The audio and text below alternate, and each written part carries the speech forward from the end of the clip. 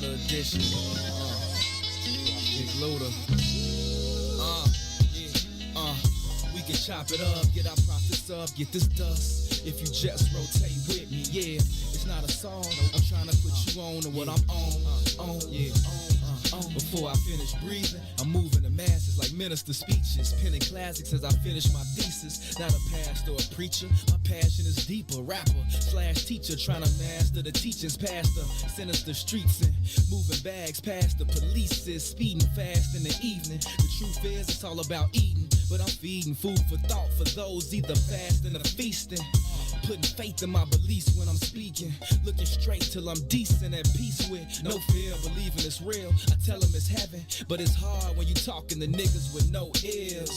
From clouds of chronic coughing and sessions off, walking and stressing, straight lost in the essence. I pause for a second with my thoughts and reflections. I take my losses as lessons, but it's all just a blessing, and that's the mess. We can chop it up, get our profits up, get this dust. If you just rotate with me, yeah, it's not a song. I'm trying to put you on to what I'm on. If you just rotate with me, yeah, we can chop it up, get our profits up, get this dust. If you just rotate with me, yeah, it's not a song. I'm trying to put you on to what I'm on. If you just rotate with me. In an instant, friendship seeing quick in the music business. It used to be just music, now it's just business. The relentless pursuit for loot, dividends and interest, hidden agendas, leaving you defenseless against them. Not to mention intentions to benefit from you penning authentic sentences. Shit for the spinach, niggas that did it. Listen, while you scribbling, picturing images of living on premises, surrounded by fences and different women in silky linens, bending and grinning, intended rentals, you slipping, cause these Vicks is out, tricking your chips in. The game's cutthroat, rules was laid back in the day before rappers got paid by sponsors that slung dope. And shit ain't really changed beside the amount of change the game. Famous names so these lames can front, so I change the game. See my future through the blunt smoke so high, looking at my future through the blunt smoke. We can chop it up, get our profits up, get this dust. If you just rotate with me, yeah, it's not a song. I'm trying to put you on to what I'm on. If you just rotate with me, yeah, we can chop it up, get our profits up, get this dust. If you just rotate with me, yeah, it's not a song. I'm trying to put you on to what I'm on. If you just rotate with me, I'm invincible, guarded by two identical, invisible guardian angels that guard every angle of my physical frame. Spiritual miniature ministers whispering, keeping me on the top of my game. Lessons to gain, pleasure and pain. Like my eyes, they reside on the left and right side of my brain. Quietly praying, navigating my aspirations, passing calculated statements while I'm grabbing my flame. Wasted in the basement, pacing, placing words on pages, blazing my merch to the face. I'm blowing life in the air. I sold my soul to the Lord for a price of a prayer.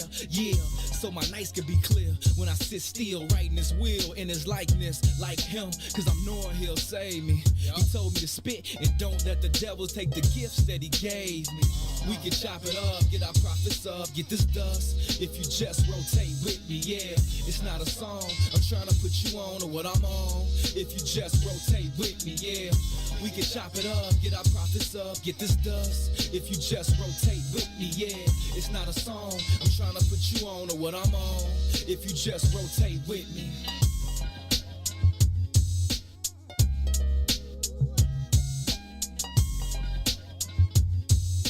That's why we shine wherever we go. We shine wherever we go. We shine wherever we go. We shine wherever we go, Lord, Lord. Welcome to the mind of a pothead. On my head, see a young nigga got dressed. We don't give a fuck what the cop said. I'm living a legacy, so even when I die, I am not dead. Nigga, I am not dead.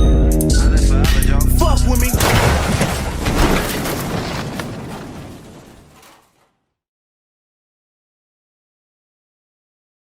I don't know.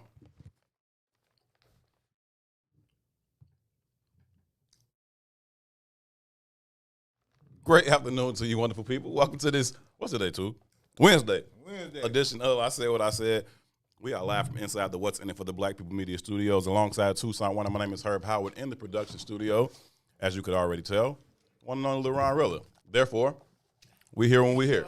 But he's doing his best, and we're not going. He's producing. We're having technical We're difficulties. not going. You know what I'm saying? We're not going to hold it against him too much. But bear with us. Ron is back.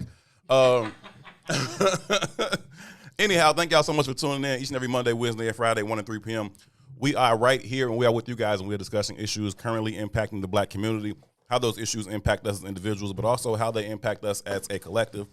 And along with your help, we talk through many of these issues in hopes of finding the optimum solutions for how we can overcome said issues. Again, we want to overcome them as individuals, but perhaps more importantly, we want to overcome them as a collective. So again, thank y'all so very, very much for choosing to tune in. As always, your input is valued. It is appreciated. Anything you want to add to the conversation, feel free to do so. We will read through as many of your comments as possible while we go through the broadcast. We would kindly request that you share the broadcast. Share it on your personal page. Share it even within your personal network with absolutely anyone that you think would add value to or find value in this particular conversation, because we think the more like-minded individuals we can get to be a part of it, the better the opportunity we have of reaching those solutions that I talked about a minute ago. So please, please, please, if you would be so kind, share the broadcast. Again, this is I Said What I Said. It is intellectual thuggery at its absolute finest on a hump day Wednesday. My name is Herb. His name is Two. What's happening, good brother? What's up, family? I'm blessed and highly favored. Tired, you know what I mean? But it is what it is. It be hey, like man, that. before we even go too far into this, man, I need your opinion. What's the word, good brother? So I get a call this morning Mm-hmm. from my daughter's school, right? And they're saying, hey, man, we need to talk to her mother. And I said, talk to her mother about what? Right. And they was like, well, her attendance. So as I told you, Bella's the actual bad one. She just don't get in trouble type of deal. But apparently she's been cutting digital class lately, right? And I ain't even tripping. You know, I'm that kind of parent. Like, all right, man, get it together. Bella's grades is all right, but I'm like, get it together, right? Sure. But that's not what bothers me. What bothers me is that they called and got me. They said they tried to call her mom. She didn't answer the phone, and they got me. Right. And they was like, we're trying to set up a conversation with her mother. And I said, with her mother specifically for what? I said, you got me. I'm her parent. What are you trying to talk to her mother about? And then they broke it down to the attendance thing. And I said, okay, well, that's fine. We can have that conversation. And she was like, well, she wanted to talk to her mother. I said, wait a minute. I'm confused. Why do we need to talk to her mother? You're talking to Are you me. in charge of the girls? Are you in charge of the girl? It was really that kind of a conversation. Like, man, who you think you talking to? Mm-hmm. I said, no, man, you don't have to talk to her mother. You're talking to me. Right. I was really offended by that. Yeah. We live in a society now where regardless of the situation, whether regardless of both parents being present or there's a co-parent situation or like co-custody, like shared custody, whatever it is, we live in a space now where it's like the mother is always the primary parent. Like this is regardless of how involved and active the father is, mother is primary. And so you get to a space where even if I call and say, hey, is the mom available? No, this is dad. Yeah, okay, I asked for mom though. Like, you know what I'm saying? Like, Oh, that, but What? I'm paying for this. Like, you see me come in there and drop that money out every month. What do you mean? The audacity? oh yeah, Yeah, I thought that was really interesting, man. you don't matter. You're not my dad. You're not my dad. for real. You don't. You do not matter, man. I'm trying to get the screen mirror to work in here. I can't catch it. But while this thing is on the screen for this other show, let me ask you about. Have you seen this stuff going on with Joe Budden and his podcast? Because you listen to it, right? Do you listen to the Joe Budden podcast? I do. I haven't been. What's new? I don't know. If I'm up to abreast of what's going on. Full disclosure, I've never listened to the podcast. I mean, I've heard snippets of it. Obviously, I've seen some clips here and there, but I've never listened to it. But apparently, you know, they had been going through the whole thing where they stopped. They split, right? So they stopped. He brought some other people in, right? And then I saw them post a picture or something where they was like back together. And then like today, I started hearing like it's completely blown up now. Like Joe Budden like spazzed and said some shit about the other dudes. Excuse me. Now it's like completely done. I want to have a conversation with you about it because I was in a Twitter space earlier and they was talking about it. And again, I've never seen it, but somebody asked me because we have a podcast. They asked me about these type of situations and how that kind of plays out. And my answer was simply that as long as you remember like why you doing it, then let that be your North Star to guide your decisions that you make. And if you do that, then wherever you and your partners disagree at, that will kind of guide y'all back to the center space. And I think that it seems ultimately what's happening to them is that it's turned into a different thing than why they started, right? And so you can either start it to say, yo, I want to have this important conversation. Yo, I want to put out quality content. Yo, I want to have this entertaining conversation. Or you can say, yo, I'm trying to get famous or I'm trying to get rich. And none of them is wrong. I'm not placing judgment on wherever you get into it. I am saying that if you and your partner are in it for different reasons, it's doomed from the start and it's going to blow up in your face at some point. Or if y'all go into it for the same reasons, but then it changes. Like y'all go into it because we just want to have this entertaining conversation, right? And then, boom, it blows up and now it's all this money on the table. Now it becomes a thing like, well, now I'm in it for the bread and not so much the conversation. And then you start to have these other different issues.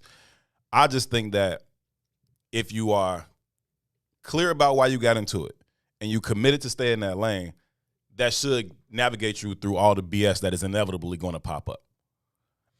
Yeah. I'm going to go with now. Okay. What you say? Because I'm taking notes. Hey, Ron, this might be our last show. Okay, so hit the record on this one because he about to say some wild shit. Just so we clear, I fired her several times already. He just won't go away. I came here yesterday using my fucking seat. I'm like, what the fuck is going on? Get out of my seat. No, but I think it's a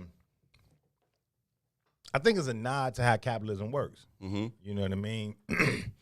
Early on, even when we was doing this, man, I was talking to a PR friend of mine, and I'm not gonna say her name, but you know her. Mm-hmm. Indeed. You know, super dope. And I introduced you to her eventually. You know, and I was like, hey, man, she had needed me to. You know, we got to kind of, I scratch your back, you scratch my back relationship kind of anyway. Yeah. So I was like, man, I might need you to do something for the podcast, this, that, and the third. And we just had a conversation. And she hadn't paid no attention to the podcast at all. Didn't even know it existed. It wasn't. So that was maybe, you know, I don't know, a year ago maybe I had that conversation. Not up until recently did she start paying attention to the podcast. You know, she was like, man, the podcast is dope, man. Y'all got a good chemistry. Y'all, yeah, down the line. You know, and she was having this kind of similar conversation with me because she was like, man, you all should do, you could take, she's a big idea person, right? So immediately it's like, ooh, this could be on this and that could go here and this. And I was like, no, pump your brakes. That's not really the goal. You know, the goal is to control and have ownership going forward, right? And we build organically, right? But she's still pumping her big idea. No, that's not, no, you know. And I don't know how to the conversation transition, but she got into something about me and you specifically. And I was like, no, man, you know, I love her. And I said, I think the general success of this shit is really just based on our camaraderie more so than, right? Because we, you know, if we being honest, right? Like we come in here and not just in here, even when we started this, it's kind of off the cuff. This shit ain't really planned out. Yeah. You know what I mean? It's just what the conversation is. So I was like, we don't do none of that shit. Now, on the back end, I'm laughing, but her be honest and tell you too. I'm in her ass like, no, we gotta. So I'm recognizing that we need to grow in ourselves. You know what I mean? And but in the conversation with her, she's like, well, as long as y'all got that kind of relationship, y'all gonna succeed no matter what. Right. And I'm with it at some levels. I think that's the birthing or the seed that has to be planted. But just like anything, just any other relationship, you know what I mean? You got to grow together. You got to grow consistently, right? And if it doesn't grow consistently and there's a goal on the table or not a goal on the table, right, it can go either way. Right. You know what I mean? That don't mean you lose respect for the person. Now, when you just said the Joe Budden joint, I pulled up just the internet, what's happening with Joe Budden, and I don't know the details of it, but it was like he fired XYZ on air. But just like you said, because I watch it, I'm a fan of it, there was a conversation that happened, and here's that, you know, who knows what really went on behind closed doors. Right. But they left, they came back, they was having a conversation on air about how it all went when they came back. Now, before they left, it was some toxic energy that you could see in the conversations. Rory invited to whoop Joe's ass a few times on air. You know what I mean? Now they got a relationship, so Sure. even that comes off Right, right. He. But it's as really, men, you still man, know, like, hey, I whoop your we ass. at that point now. Yeah, it's at that point where we got to do something about whatever's going on here. Yeah. Right? Yeah. I'm through talking. We probably need to whoop. Can you whoop my ass, Can you though? whoop my ass at this point? You know what I mean? For the audience, that might read one way, but for men in a relationship, It's understandable. that's part of it. You know, It's- sometimes that's part of it. yeah, it's so par you for can the course, you for can sure. Get beyond that. Yeah. You know what I mean? Yeah. But the context, though, when they come back, they have a whole nother conversation. And they all kept saying, well, you know, it's not about money. Well, money don't matter, and this, that, and the third. And Joe Budden said to them, the hell it don't. This is my dream. Right. You know what I mean? Right. I've sacrificed my life Right. putting this shit in this port. And it's called the Joe Budden Podcast. Right. It's not the Joe Budden and Rory and Maul podcast. Right. But whatever that private communication is, he was privately communicating it like it's us. Right. You know what I mean? Right. And until when he started to grow the way he grew, Mm-hmm. you know what I mean? In his mind too, it might have been like, I need them. It's us. Yeah. They leave. He pulls two randoms in and sees, I could do numbers without them. Mm-hmm. And it's like, I don't need you. Yeah. You know what I mean? Yeah. And I'm not saying that's the right thing or the wrong thing. But they say Joe Budden is a narcissist, Mm-hmm. right?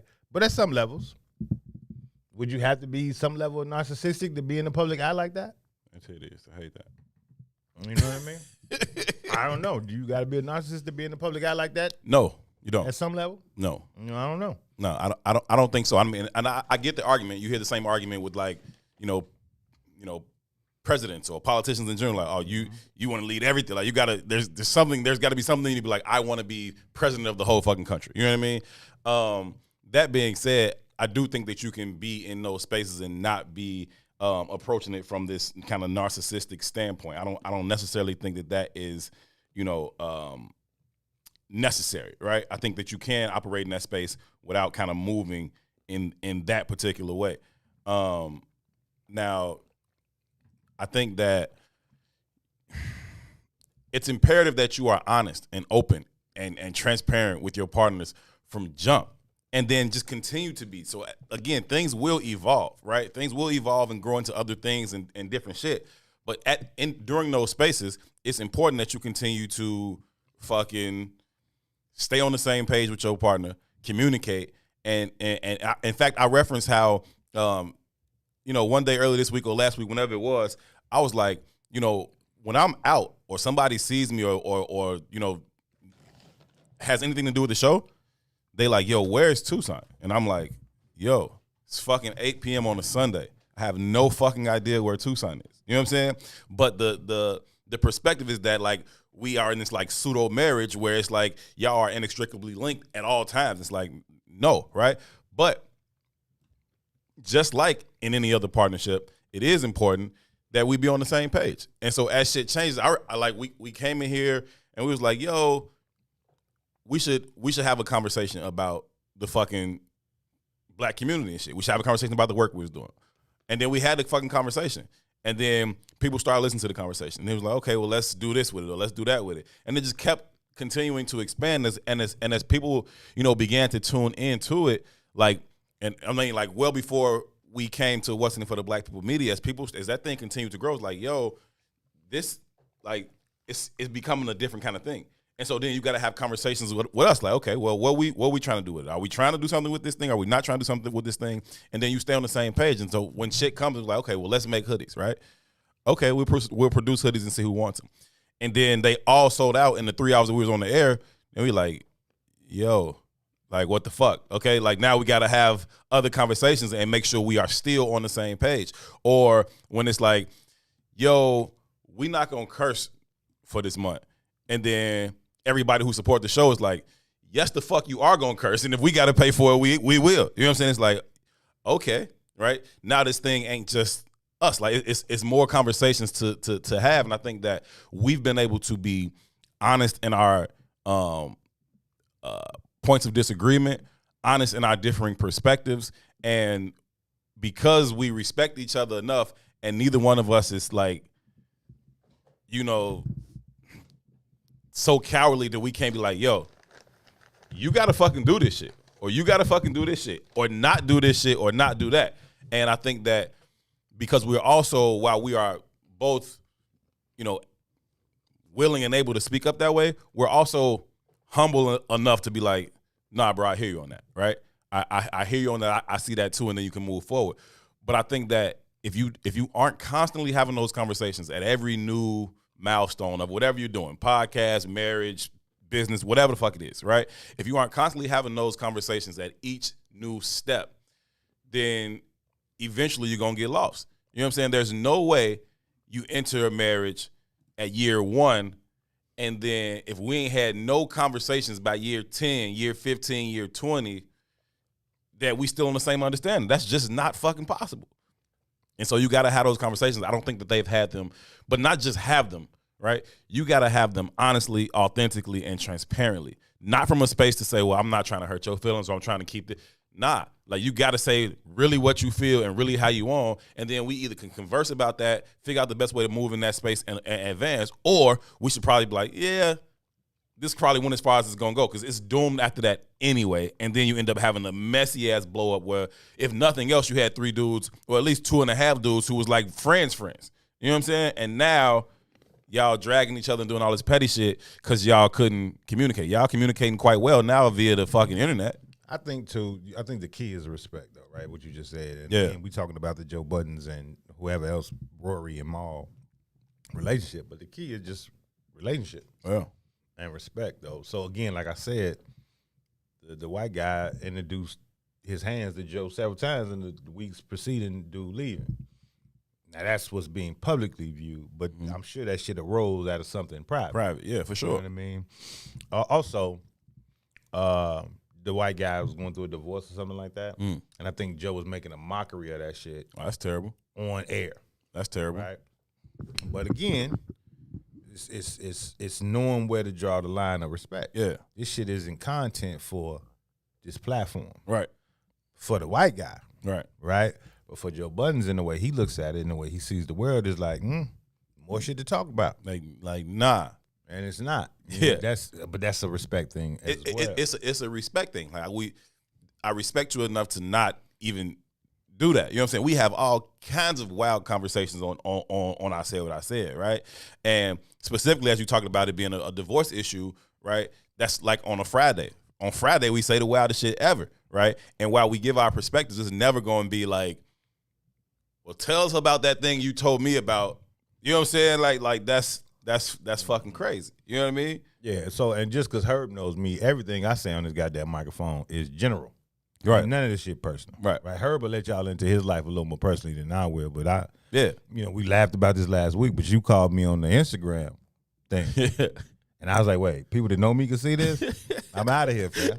Hey, that shit was so funny because I'm outta here. while you was loading them, like, he don't know how to get in this motherfucker. I know. I don't do that. You Right. know what I mean? And, I could hear y'all talk about me as I was trying to figure it out. But in the conversation, I'm seeing names pop up that I know personally. It's associated to you It's and not necessarily to me. And they're not just random. Right. Like, wait, what's happening here? Yeah. They can see this? I was like, man, I'm out of here, Joe. You know what I mean? Because it's a free flowing conversation. Yeah. It's not driven around a topic. It's not driven around understanding. And I know that'll go anyway. And I don't invite people into my life like that. Yeah, yeah. You know what I mean? Mm-hmm. What's personal is personal. What's public is public. And I can pretty much maneuver that fairly Yeah, well. yeah. But I'm not gonna make my real life or my real experiences content or fodder for other people's entertainment. That's Right. just not my thing. Right. You know what I mean? Right. So going back to the Joe and Rory joint, if that's what was the trigger, I get it. But here's what I would say about all three of them when I saw them kind of reconcile and had that show. The only one that I kind of respect, though, is the Maul, the kind of guy who wasn't involved in the conflict in the first place. So Joe Budden apparently hit, and it's 3 of them, so Joe Budden's apparently hit Maul, the white guy, Rory, was like, hey, you need to take some time off. And Right.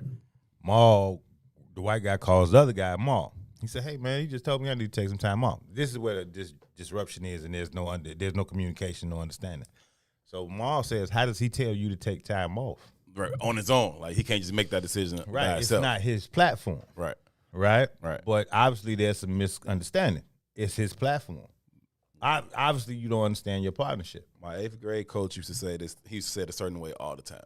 And he'd be like, we are having a severe failure to communicate. Like he would say it all the time. Like he say something, we didn't move fast enough. We are having and then everybody get in line. But that's all this is though. But I think that's all should be in breakdowns of relationships. There's a failure to communicate somewhere. Right. And even if even if what the issue is to be communicated about, even if we get to that point and realize that, OK, this is actually irreconcilable. OK, and then we figure out how to move on from there. I think more often than that, before we even get to determining whether or not this is irreconcilable, our failure to communicate doesn't even allow us to address it properly. And I think that's where they like Joe got to be like, yo, Ma, your man's is wilding. I don't want him around for a minute. You know what I'm saying? And then y'all talk about it, right? And then y'all come to whatever conclusion y'all come to. And it very well may be the conclusion comes to like, nah, you wild, and if you're going to proceed like that, then I'm out too. Like ultimately what ended up happening, but here, that kind of what happened, but not really. Okay. So Maul was like, who is he to tell you to take a break? Right. So what Maul does is he addresses Joe. Like, who do you think you are to tell him to take time off? And they have whatever conversation they have. And then Maul says, respectable, right? Respectable. He says, well, if that's how you feel about it, I'm taking a break too. Right. I'm rocking with Rory. Right. Now, Maul is Joe's day one friend. Right. Rory's kind of an add-on. Right.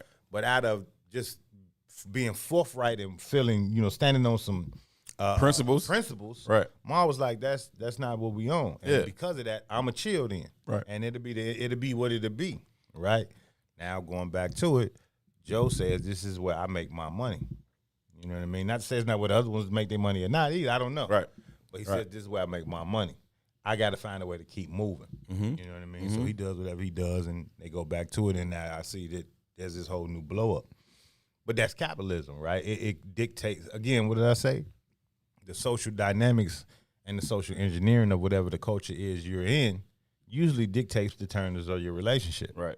Right? So Maul was operating off a different paradigm. We friends, and that's more important to me. Back to the B statement. This ain't a sacrifice because this wasn't my value in the first place. Maul says to, hey, this isn't a sacrifice, so this is more important to me than us putting out content. Right. So I can stand on the principle. That's that principle is what's important to me. Right. So because of that, I'm gonna fall back and we're gonna work this out. Right. However we gotta work it out. If the show don't emerge out of this, I'm cool with that. And whatever, right? But this is more important to me. They get back on air and they hash that out, and I realize immediately that Maul is the only one with that principle. Right? So again, it's like, what do you value?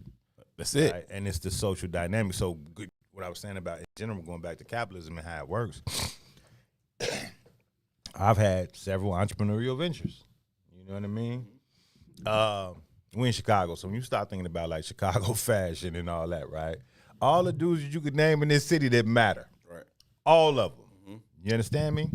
At some level came up under the Toussaint umbrella. Maybe all of them with the exception of like Corey from Leaders. I might have came up under Corey and Diego's umbrella, but everybody else after that we leveraged each other in some way. And early on in that industry, everybody had to come through me because just of my skill set. But I was having a young family. I wasn't playing. You know what I mean? So when somebody showed up playing, I ain't got time to play, fam. Right. You know what I mean? And over the years, our relationships went different ways. You know what I mean? And I'm not saying I was right, but I just didn't. My focus, capital was very important to me. Right. So I'm not. You can't forget to make this call. You can't. Right. I ain't saying that. No, man. Right. No. Right. If we is only as strong as the weakest link in this chain. Right. You know what I mean? Right. So if you're not moving at the speed I'm moving at, then I got to find somebody who can. I got to move around. Right. You know what I mean? As I've matured and settled into life, that's not as important to me anymore. In the same way, let's say that. Sure. Not in the same way. Sure, but ideally, you are trying to find that sweet spot, right? Between doing what you enjoy doing and having it compensate you comfortably, right? And I think that it's like, I think that a lot of times we come from this thing and it's like, either you're trying to get to the bag or you like, fuck money. And I'm like, nah, it's the sweet spot is somewhere in the middle, right? To where, nah, money ain't more important than my relationships, but also I am leveraging my relationships and motivating the people that I'm in those relationships with to move towards making things profitable, right? And I think that if you can find that sweet spot, then that's where you want to be, right? To where you can be like, yeah, okay, yeah, we definitely want to figure out how to make I Said What I Said profitable. But one thing we ain't gonna do for sure is give up creative control or ownership of it, and we also ain't finna fucking kill each other about it. Like, then how it grows is next, because if it gets flipped, then that's exactly how the priorities go. Money comes before the partnership, and fuck you. But at some levels too, though, we say respect, we say communication. That's all well. Mm-hmm. But at some of it, though, it might just be what in the concept is rooted in, what is rooted in general, right? So, i.e., a marriage, i.e., a family, i.e., a relationship. Mm-hmm. If I'm rooted in just getting some sex, how you communicate is never going to fulfill what I'm rooted in. Right. You know what I mean? Right. Even if we have a family and I'm rooted in to understand the family that you're not rooted in, right, you can communicate to the end of time. 100%. If we're not rooted in the same concepts, 100%, eventually we're going to find a roadblock. Yeah. Right? So going back to that show, going back to how this started, they're in an entertainment-based kind of construct. Mm-hmm. So, you know, it's funny, man, before we actually got up, before Ron figured out the technical difficulties, us two and Gino and T was in here talking. Mm-hmm. And Gino and T was like, man, I'm a fan. I tune into y'all show all the time. Mm-hmm. He's like, I'd be amazed at how oftentimes it's really just one conversation, but y'all find new ways to explore how to have that conversation. Mm-hmm. You know what I mean? So even when we start thinking about where this started from, it started from things that we was already interested in, that we was doing separately, rooted in the same kind of constructs. Mm-hmm. You know what I mean? Mm-hmm. And that construct has a bigger purpose than us. The idea is bigger than us. It's bigger than profiting for this podcast. Right. It's bigger than being vocal on air somewhere. You know what I mean? We are rooted in these ideas in our lives structurally. So when we leave here, it's not like we abandon this kind of concept. Right. Right. Well, entertainment in general is a little bit different. You know, what do I have to create to make this palatable for the masses, for them to laugh or have fun or for me to profit? Right. It's so whatever you can leverage to get to that reaction, most people leverage it. Like when you go to a concert, it's not so much the same today, but think about back in the day, there was performance outfits for concerts. 100%. It's just that. It's a performance. Right. That's not necessarily who those people are. It's not necessarily what they're rooted in. It's not necessarily something they care about in that way. But to that point, if you don't have those conversations and you aren't honest and communicate openly, you're just going to end up in a miserable situation that is going to be doomed from the start anyway. When the Lock signed with Bad Boy and Diddy put them in shiny suits like he was putting Mace in, that shit was doomed from the start. Them three rugged ass niggas from Yonkers, like they ain't finna. And I'm talking about on both sides. It ain't just Diddy. It's them too. In fact, I would say it's them especially. Yeah. You know what I'm saying? Like nah, y'all jeans and Timbs niggas. This man got y'all in 3-piece suits and shiny blow up dolls shit. Like, you know what I'm saying? Like that ain't gonna work for y'all. And so eventually that's gonna blow up because y'all can be like, yo, the niggas where we from, they doing real shit. You know what I'm saying? Rough Riders is up. They got on jeans and Timbs, fam. They riding motorcycles and walking pit bulls down the street. That's us. We over here in fucking snakeskin shoes and shit, feeling weird as hell. But what happens if the shiny suit works? That's the problem. That's why they did it in the first place. Mm-hmm. You know what I'm saying? Mace was blowing up out of Harlem, right? Okay. Mace like, okay, but let me bring them. And they're like, ooh, this, glitz, glamour, cool, do that. And then they get to the thing, they're like, hey, yo, put on the fucking aluminum foil suit. And they like, I can see Styles right now, like nigga, what? And then Kish like, yo. Well, how many of us are wearing the shiny suits every day, my G? To survive. Every day. And i.e., the reason why the name of this podcast is I Said What I Said. Mm-hmm. The whole construct is fuck your standard. Period. That's the whole construct, right? Even the fact that I just said fuck your standard is really saying fuck your standard. Yeah. You know what I mean? Yeah. So it's all based in that construct of being in control, and that's us having this kind of similar concept and identity. Yeah. You know what I mean? Yeah. Joe Buttons is a rapper. Mm-hmm. Maul is Big's Burke's little brother. Mm-hmm. Rory is like a party promoter. All of them have their feet rooted somewhere in that industry. Right. They're all trying to come up off capital. It's all capital driven. Like, I don't want to doodle on the conversation because I'm not that in tune with it. But what other goal could you be trying to? What could you be trying to grow out of that? But even that, G, I'm saying even that, if y'all are unified in that, it should be okay, right? Y'all should be able to talk y'all way through the shit until Joe Budden is like, yo, this is the Joe Budden podcast, fam. This is But not. I don't know if you talk your way through it. And I think and the reason why I pulled back on that is because when I think about the conversation that we have here about what culture means, what identity means, I think the fact that in a lot of instances, black people lack for identity, right? Sure. So what we do is find ourselves flailing around trying to attach ourselves to an identity. To an identity. Right? Because it's something new every time. You think about it, right? When jazz was the dominant music genre of the time, people wore certain kind of clothes. It influenced how they dressed. It influenced how they moved. It influenced the language. Sure. Right? When it was hip-hop in the 90s, we all wore big dumbass clothes. It influenced everything, right? Today, there's tight clothes. But the music, when the music shifts, so does said culture, right?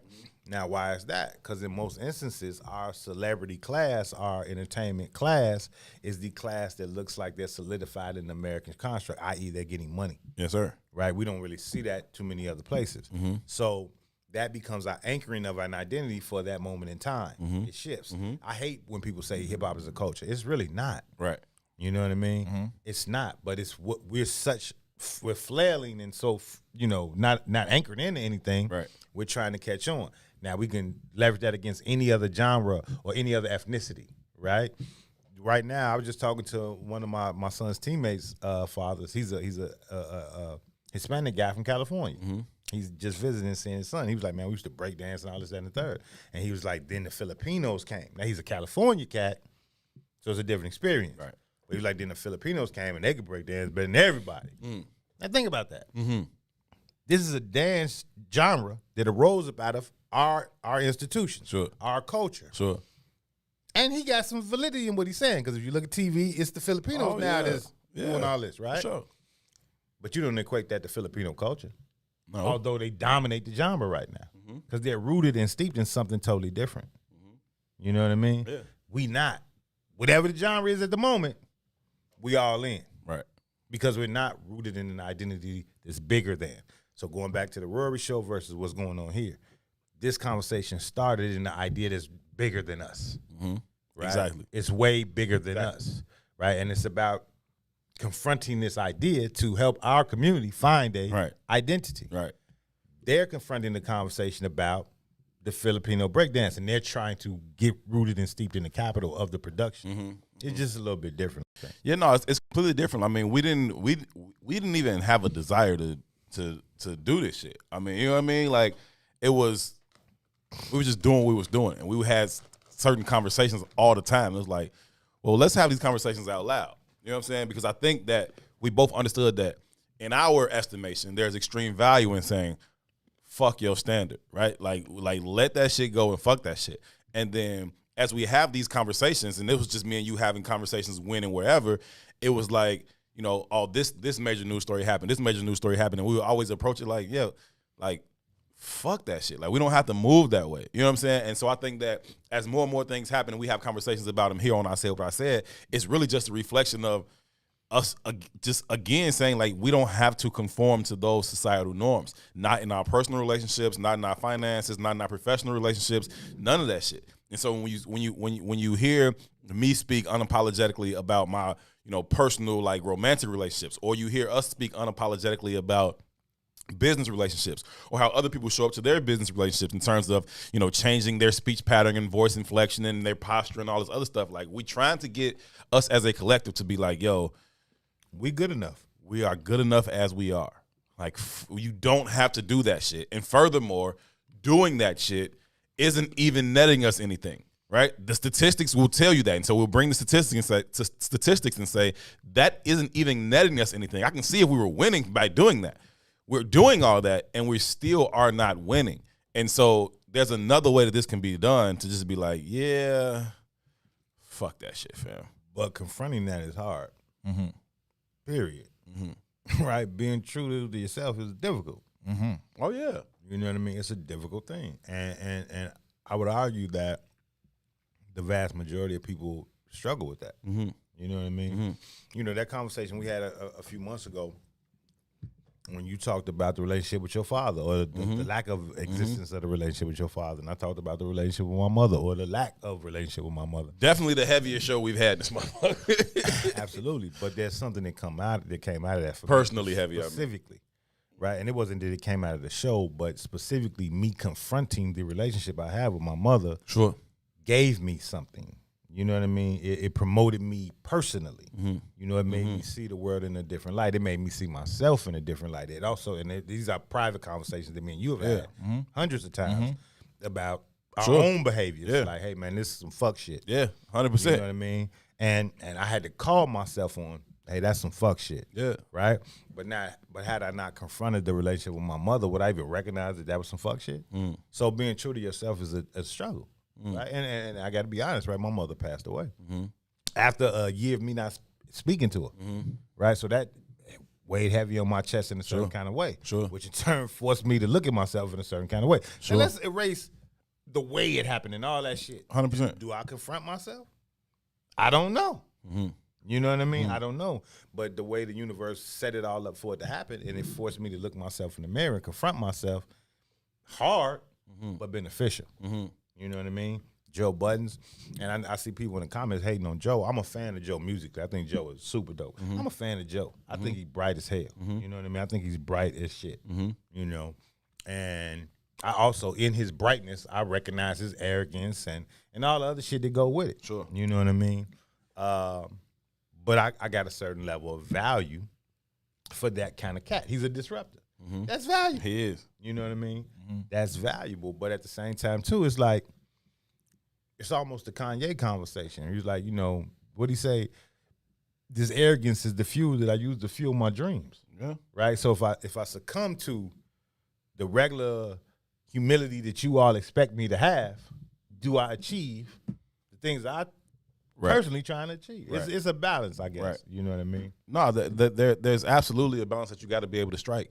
And I think that, you know, I don't know, it's a journey. Everybody finds it, right? Everybody finds it for themselves. For me, I think that I have to get to a space of understanding, okay, cool, you want to live out loud and unapologetically. Got it, right? But then I also have to kind of check myself and for where I'm holding myself accountable for, okay, when does I'm not conforming to these constructs turn into I'm not really producing in the way I want to produce? You know what I mean? Like I'm not really getting the shit done I want. Like, and it's like a balance there between like, yeah, okay, is this fuck that, or is this I don't feel like doing that? You know what I mean? But again, where do those things overlap? The social construct, right? How far can you go being true to yourself? Think about that shit, right? Ali said, "I'm not going to Vietnam." The white man said, "Well, then that's the end of your life. I'm going to shut down your career. I'm going to shut down your opportunity. I'm going to shut down your money. I'm going to shut down everything." Right. He was trying to be true to what he believed himself to be. Right. Even to going back to the beach statement. Right. Let's look at the social construct and the kind of sacrifices a human being has to make to just be that human being. Just to be who you was put here to be. Just to be who you was put here to be. Now I'm using Ali, and I can use Beach and the Ali Summit and all that shit because those are high-profile events. But the high-profileness of the event doesn't change how the shit affects all of us on a very social level. On a daily basis. On a daily basis, right? I'm standing on what I believe, and there's consequences to what you believe. So even in the conversation, then one word changed the whole perspective of how you view things. We was talking to Beach. It did. And he's like, man, and this is a conversation we have in our daily lives every day. Every one of us. This is not no new shit. This is not no spectacular high-level conversation. No. Right? Right. Man, you made a humongous sacrifice going there to support the Ali Summit. Because that shit could have got you killed back then. Right. Right? And it definitely could have got your ass kicked off the football team. 100%. Definitely could have got you kicked out the NFL, the NBA, 100%. specifically you. Because you're not a franchise player. Right. Right. Specifically you. Right. Right? Right. And you say, man, that was a hell of a sacrifice. And Beach responded like, no, it really wasn't a sacrifice at all. One of the most powerful things I've ever heard in my life. Because that's not where my value asset lied. Yeah. That hit me immediately in that moment. I was like, damn. That's what I did. I That got was this not whole who I shit was. fucked up. Like Right. I'm backwards on this whole thing. I'm backwards, right? But think about how many times we had that conversation. Yes, all the time it's like, oh, we got to be willing to make this sacrifice, and it's like, you don't understand sacrifice. Or you don't understand value. And I'd argue that that is the preeminent value. We value the capital. We value the fame. We value the likes. We value the thumbs up. We value the comments. We value the shit, right? So, i.e., even social media. Like, there's a book called the DSM. I think it's called the DSM, where they list, like, all of the things that really make somebody out their fucking mind. All the crazy diagnoses. Well, from my understanding, they had to take narcissism out of there. Because with the emergence of social media, everybody becomes a goddamn narcissist. Look at my life. Look at what I'm thinking. Look at, and then when you take the words away, going from Facebook to MySpace to whatever the fuck other things existed before Instagram, now you don't even have words. Now it's just look at me. Just look at me. Right? And not only do you just look at me, but look at me and pay me for looking at me. You understand? So when I say even a conversation about, you know, we're such a transactional society, and a lot of times this conversation happens on Relationship Friday, and there's this expectation for you to pay for some box. Right. That's an expectation. And I don't even mean it. I know we got a certain demographic of listener, like it goes from, you know, upper echelon in age to very low. But there's a emerging culture out here where, like, you expect to get some box, you got to expect to pay. 100%. There's a lot of people thinking that way. In fact, I want to get into one of the things about that way, too. That another thing happened mainstream. I know you have zero idea about this, but I do want to have I'll tell you what the thing is, and I want to have the conversation around a larger construct.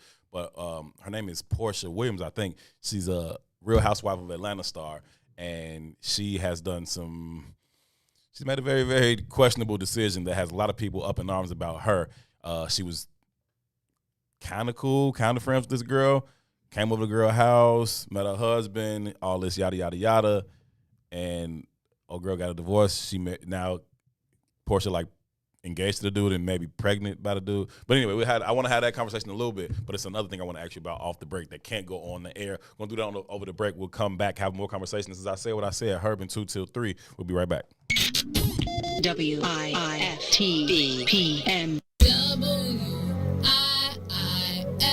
WIIFTBP. Media's just for you and me. WIIFTBP. Media's just for you and me.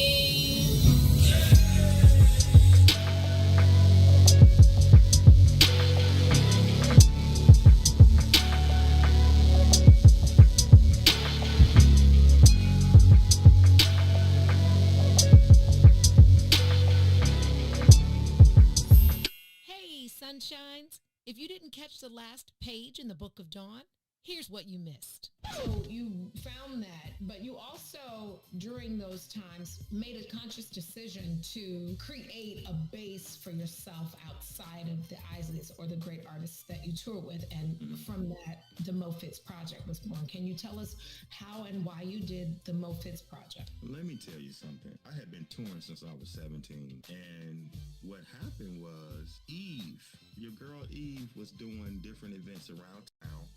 And I remember it was right on 47th Street. Yeah, I think it was Blue 47. Yeah, one of those spots. So Eve was doing something with them. So they were like, we're hiring bands. I was like, I'm going to put something together and go play locally. Let me do that. And through that situation from Eve, the Mo Fitz Project was birthed. I was like, oh, okay, this would be great to actually come home and put quality guys together and make music locally outside of the touring. I just found another joy in it. And crazy, remember Terrence Kane came up with the Mo Fitz. Oh, did T.K. Yeah. Rest in peace. Rest in peace, Terrence was like, you need to call it the Mo Fitz, Reese D. Mo Fitz. Use your name. This is how that name came about. It was Terrence Kane and my girl Eve Bridgeworth. She was the launching pad for that, and then she would hire me to do different events, and she started hiring me to do weddings and stuff she was doing, and then it just kind of birthed into that. Don't forget to tune in weekdays, 9 a.m. to the Book of Dawn from the What's in It for the Black People Media Studio. All day. Oh. Whoa. Oh. Whoa. Oh. Check it out. trying to scrape up pack money. I was driving 80 stack trucks off rap money. I'm back money. If you want it, come to the hundreds and ask for me. Meet them OGs that'll blast for me. I'm right here. Ill Adidas, $400 jeans on me. Itchy with no safety, a loaded magazine on me. Southside, that's as wild as it gets. And no, I never sold crack. That's some house nigga shit. I'm not judging, but every man that's a man gotta stand by his principles, and I'm not budging. That's Mickey. You can take it how you want, but you can never be me. You can fake it how you want. I spit that uncut raw. You can bake it how you want. Break it down any way you like. You get the same result. Get in tune. The elephant in the room has now assumed pole position. Whoa. Oh. BJ, get him. Come on. Reporting live from the gutter where that butter get gorillas jobs. That's why we call it work. The same work will get a nigga robbed. I throw my dice against the concrete. If the bitches pass, see you later. Grab my paper, tell her stay to kiss my ass. This the jungle, baby, I'm a lion. Try me, I'll be firing. The same banger, same Private Ryan. You the prey, you survive and hide. Better pray that them vultures and them rovers don't go flying by them. Them other niggas just so-so. How in the birth a nigga this hot in the cold go? I went from 20-inch assassins on that Osmo to the pretty 760 sitting low on them bozos. Those are big shoes, you motherfuckers is so slow. Get caught without your heat in these streets is a no-no. Baby need Pampers, daddy need that photo. It's bread or nothing, big old niggas, you see the logo.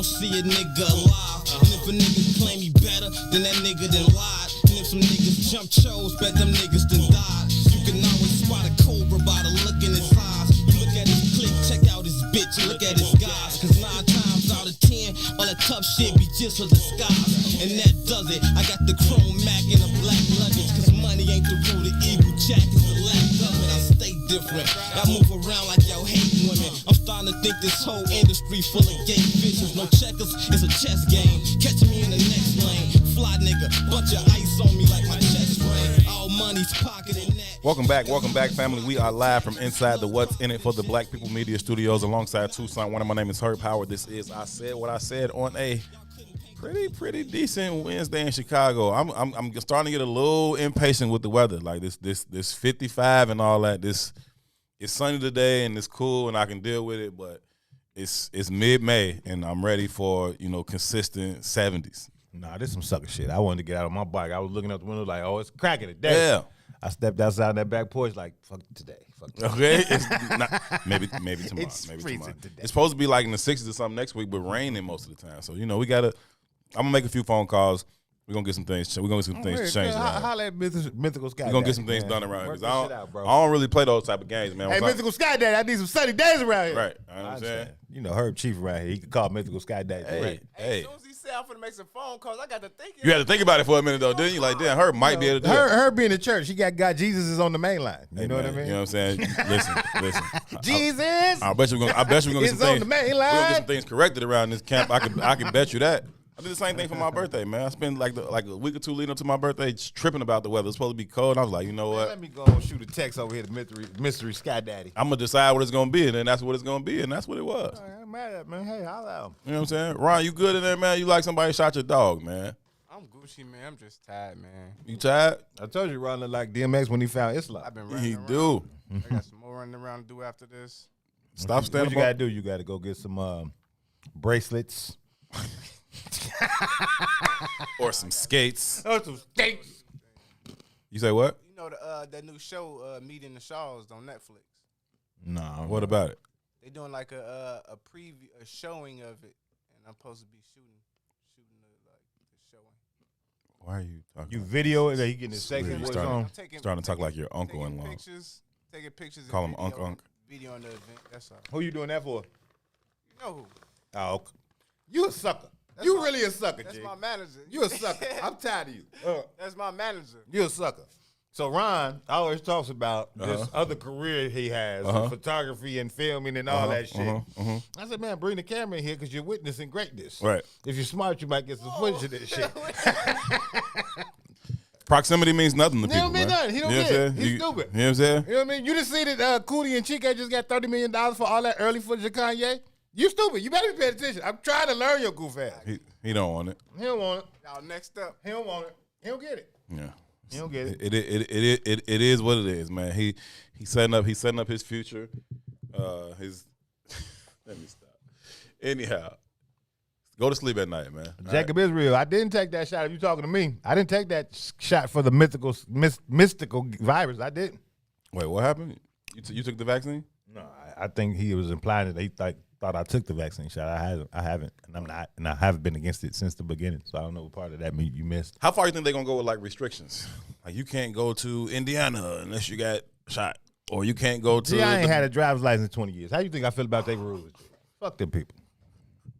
I done bought 4 or 5 cars. You know what I'm saying? I know you could get around the rules. I whatever. You know, I generally feel that way. I've been considering it. I'm open to some dialogue and thought, but yeah, I'm good. Yeah.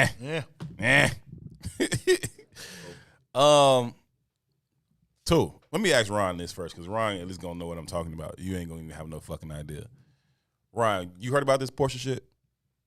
Yeah, I heard about it. I heard she got like she came up off of that. So Like a 3-part series. I don't even be knowing who these people are. a 3-part series Yeah. about what? Show about her just because of that. I thought that like just happened. So they already moved on that, huh? That's how It just that's happened all for you. gotta do. Well, that's true. Yeah, so all right, so she's on Real Housewives of Atlanta, right? Initially, she got on that show. She was married to Cordell Stewart. Remember the quarterback, Cordell Stewart? Wasn't he gay? Perhaps, but they were married. I'm saying, but wasn't that like the I'm looming saying rumor? perhaps. I don't know. Maybe they. I have no idea. You never heard that rumor? I have no idea. Okay. I don't know. Didn't Cordell play for the Bears for a minute? He did play for the best. Yes, that's definitely the rumor that the dude he was gay. Okay, cool. Okay. I Maybe don't- he gay, maybe not gay though. I don't know. I'm He just saying might that was be. the rumor. Okay, so his ex-wife. Right. Okay.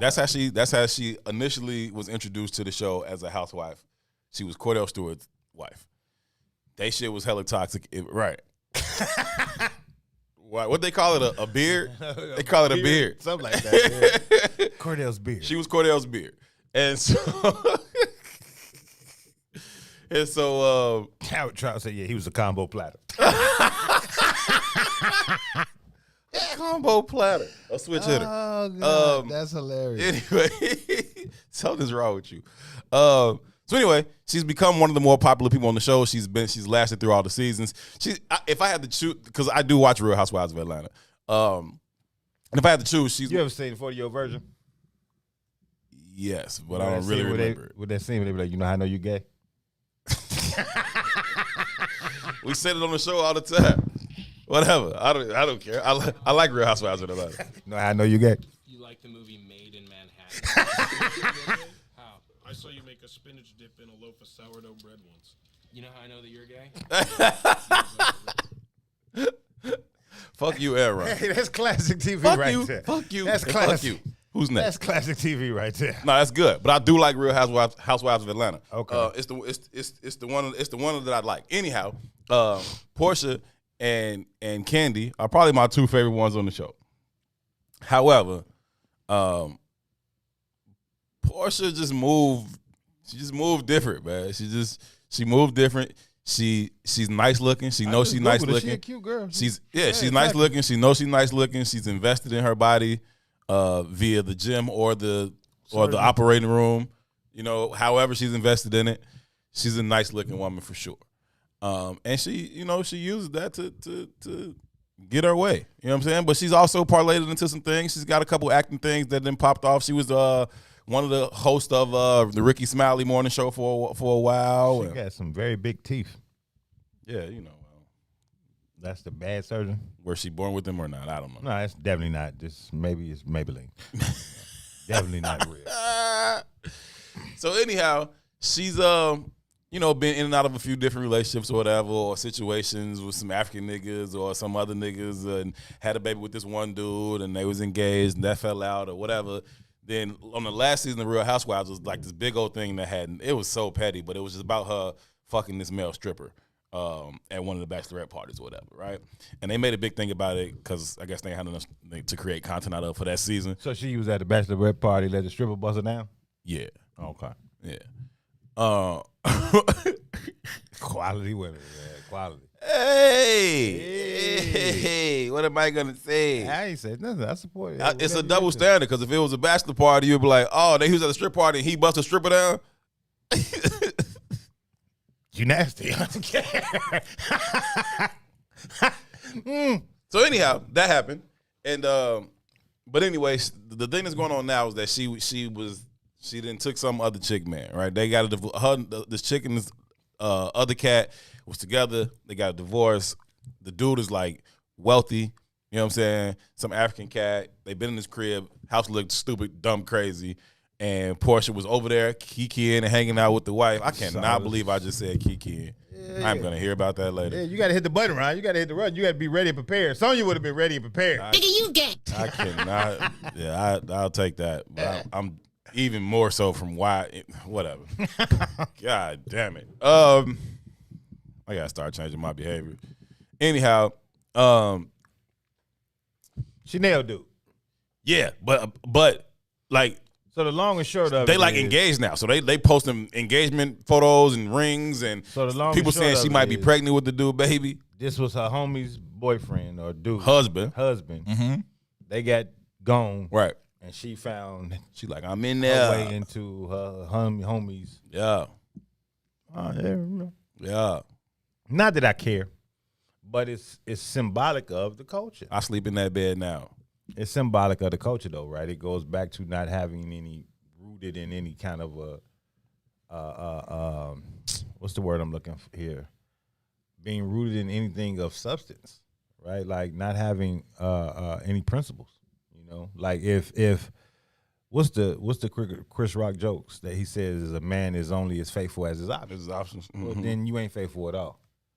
You know what I mean? If you're not principled in anything, if you're not rooted in anything, the highest bidder is going to always win. I was watching something the other day, and it was just a movie type of deal, and this dude was like, I don't believe in paid security. And he said, because the minute somebody else comes around with a bigger paycheck, you're not secure no more. And that's real. That's a real thought. Yeah. You know what I mean? Because your alignment is to the capital, not to the idea. 100%. Your alignment is to what's in it for me. 100%. You know what I mean? So, again, and this is not a conversation that we got. It's not just about Portia. Like we might use like social media stars, I guess you could call it. Well, I guess she's on real TV, but you know, whatever we leverage these kind of like public events is really speaking to a dynamic or a culture or energy that's happening at every different level. Mm-hmm. We start thinking about Chicago specifically, and you start thinking about the dialect and the language that the shorties use. Yeah.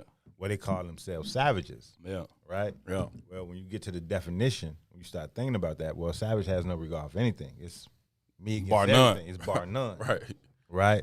And when you start to ingratiate yourself into them communities and them conversations and them relationships, you start seeing that they don't even have real, genuine friendships anymore. Nah. Right? And you dig into some of the stories of murder here and robbery here, be dudes that be hanging out. It's very rarely from far. It's very rarely a long distance shot. We've been friends for 15, 20 years, and you the dude just robbing me. Yeah. You know, we've been fans. You see it on here. Like when we were just talking about the Joe Budden Business podcast. Yeah. And people's like, business is business and family is family. Yeah.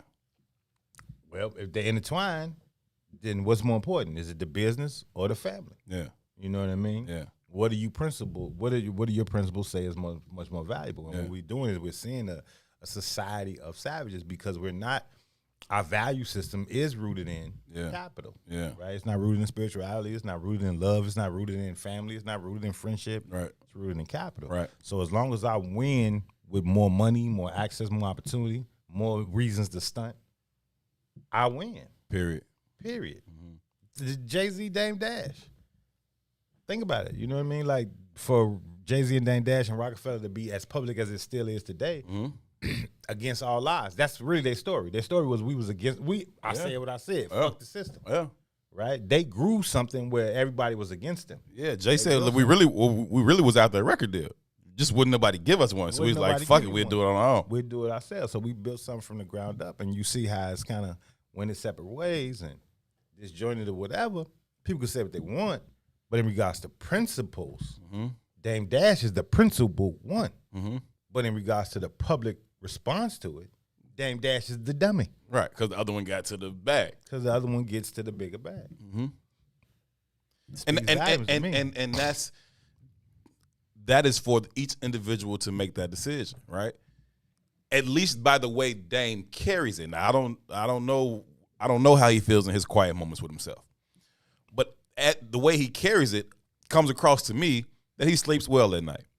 You know what I'm saying? And that's really up to you to be like, yeah, nah, I sleep well knowing I never did no sucker shit, not to fit in, not to get no bread, not to do nothing. And as a person who shares those types of principles and values, I respect it and salute it. Like, you know what I'm saying? Like, and you know I'm not so harsh on Jay-Z as you or other people may be, but in terms of Dame, I'm completely with that. Like, you know what I'm saying? I'm aligned with that, bro. Like, yeah, I'm still cool, right? Dame still lives a very, very comfortable life that is well above the scratch line of that most Americans will ever see. You know what I'm saying? And I've never done no sucker shit. You know what I'm saying? And so there's value there. Like, if I gotta make a decision between 100 million and sucker shit or 10 million and real shit, I'm gonna have $10 million every single time. That's just me though, and I'm okay with laying my head on a bed in a smaller house than you, as long as you are okay laying on your head in a bigger house than me, having done fuck shit. You probably cool with that, and society will tell me that 75-80% of the society is gonna be cool with that and applauding you and being like, yo, you dumb as shit, and that's okay for me and the 20% of people who think that way. I think 20 is very aggressive. Probably. Right. I'm thinking 6, 5, 4 at best. Right.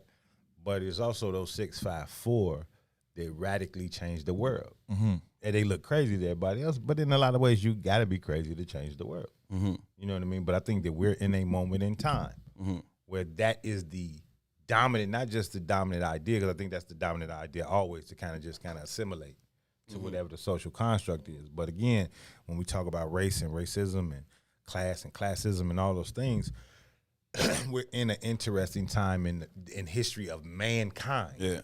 Right? The resources are so out of balance. And not only are the resources so out of balance, what makes this such an interesting time in just human existence, it's the least of thee who are championing this energy. Of course. When it's usually the least of thee who say, no, fuck that. We got to go get ours. Yeah. Right? It's change comes from discomfort. Right now, though, the discomfortable among us are championing the behaviors of the people who are making you discomfortable. We finna, because real quick. I gotta go and finish. I'm gonna find this, but I want to play this video because I think is that statement I just made is a great transition. For sure. You know what's more uncomfortable than the actual state of things? It's more uncomfortable for people to be looked at as less than, as not having shit. In this day and age, the most uncomfortable thing I can do is be viewed as not having shit. It's more uncomfortable than not having shit. You know what I'm saying? Like, not having shit is one level of discomfort. But for people to know that I don't have shit is even more uncomfortable. And so as long as I can keep up the facade of me having something, then I'm cool with actually not having shit. And that's kind of the age that we living in now. The top 1% couldn't influence everybody else if we didn't fucking uphold that shit. We uphold that shit for them to kind of move that way. And that's just what it is. But, you know, I think that, but that's also why you see like these shorties, they so aspirational about getting to the bag. And you just said shorties, they'll do their best friend for what? I'm scared to put a number on it because I think it might be too high. But they'll get their best friend done for 5 stacks for sure. 500. That's what I was kind of thinking that too, right? But if you would do your friend for 500 or 5 stacks, what the fuck make you think that motherfucker ain't gonna snitch on you when them folks getting behind that wall telling them they got 40 years over his head? What the fuck make you think that? You know what I'm saying? But it's just, that's not how people are. That's not how people are built. That's not where their allegiances lie. That's not what they grounded or rooted into. Me, if we did it, bro. And if I got caught, then I got caught. And I'm not finna be like, yo, 2, come out. They caught us. Like, no, the fuck they didn't. They caught you, dumbass. I'm still over here behind the bush. You snitching ass fuck. Like, you know what I'm saying? Like, but that's pretty much how people. That's how people move, and they move that the same way with money. Like, you couldn't just come to me like, yo, I got $20 million deal for I say what I said to split, or I got $50 million for you to come over and do this other thing. Fuck you, fam. Like, that's not how I'm gonna move. And yeah, it's very, very easy for me to say that when ain't nobody offering me $50 million right now. But I've had experiences where it was my loyalty was tested, monetarily speaking, and I've always passed that test. And I just don't see it. I don't see it being different for me because, you know, I just don't value it that way. Ron, he hooked up to the road. I don't know if I got you over here. I just thought about you. Probably don't have me over there. I do's not. Hey, you know, I gotta stop playing. So you know how you say you play around and say things for a certain way so many times that just becomes how you say it. This year I started adding S's to things just because I thought it was funny, like pantses. Doing what black people traditionally do. Yeah, I forgot who was first saying pantses, but somebody made me. I thought it was funny. I've been saying pantses all year, right? The other day I was reading something, or I was about to say something, and I literally said fishes, and I felt dumb as shit.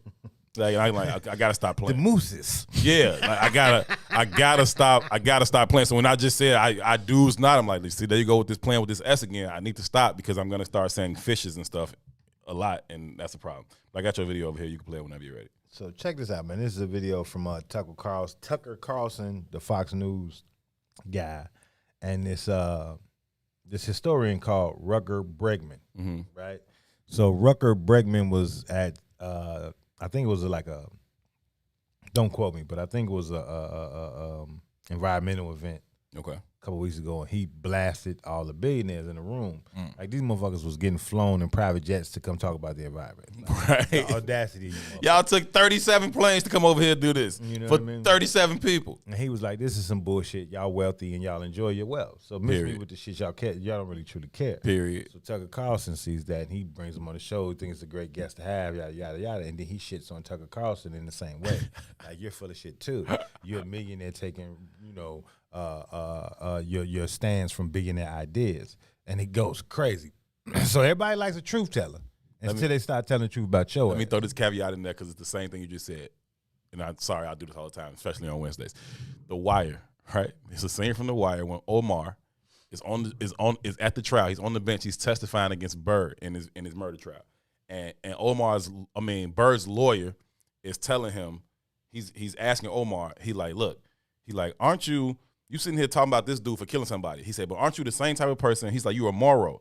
You leech off the culture of drugs and murder in this city. You robbing those who are themselves are robbing the bloodlight from our city. And Omar said, hold on, fam. Just like you.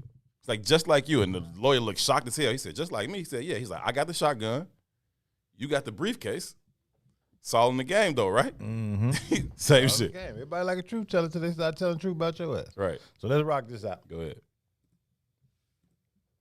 It's not very convincing, to be honest. Why don't you go yourself, you tiny brain, and I hope this gets picked up because you're a moron. I tried to give you a hearing, but you were too annoying for me. You can't handle the criticism, can you?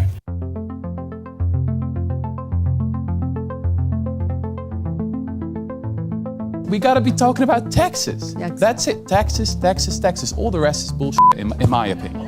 I mean, it feels like I'm at a firefighter's conference and no one's allowed to speak about water. That's one of the great moments, maybe the great moment in Davos history. Rutger Bregman is the author of Utopia for Realists, and he joins us now. Mr. Bregman, I can't stop laughing just listening to that. And part of it makes me wonder, are you the first person ever to note that people are flying private to talk about global warming and that none of them mention tax avoidance? Has anyone ever said that before at Davos that you know of? Oh, I'm not sure. I'm not an expert on Davos history, but it is a bit hypocritical, isn't it? We buddy now. And others have noted that. We've noted it on this show. We've just never gone to Davos and said it out loud as you did. So if I was wearing a hat, I would take it off to you. What response did you get? Wow. Look at this. 94% of people believe company culture is important to. You can skip it now. I mean, they were not very happy with me, but I'm just I think a random Dutch historian who's basically saying what everyone around the globe is thinking. You know, the vast majority of Americans, for years and years now, according to the polls, including Fox News viewers and including Republicans, are in favor of higher taxes on the rich. You know, higher inheritance taxes, higher top marginal tax rates, higher wealth taxes. It's all really mainstream. But no one's saying that at Davos, just as no one's saying it on Fox News, right? And I think the explanation for that is quite simple, is that most of the people in Davos, but also here on this channel, have been bought by the billionaire class. You know, you're not meant to say these things. So I just went there and I thought, you know what, I'm just going to say it, just as I'm saying it right here on this channel. Well, what was interesting, I thought, about what you said was you noted something. I mean, many people have called for higher taxes, but very few. Well, not on this channel, is it? I mean, almost all of the pundits on this channels for years have been against higher taxes, right? Even though the vast majority of Americans is in favor of it. I mean, I don't know. It would be interesting to know how many hours of Fox you've watched, but I'm interested in what you said about tax avoidance. So yeah. I mean, just because someone faces a specific tax rate does not mean that person pays that tax rate at all. I don't think Netflix, for example, paid any taxes last year at all. So what would you do specifically to make certain that this class of people pays what they're supposed to pay? Well, it's about multiple things. So we should really crack down on tax paradises and on tax avoidance. That's a major issue. But it's also about having higher taxes. So in the 1950s, for example, in the 1960s, in the golden age of capitalism, as historians called it, we had top marginal tax rate for the very rich of about, 70, 80, 90%. Actually under Eisenhower, the Republican president.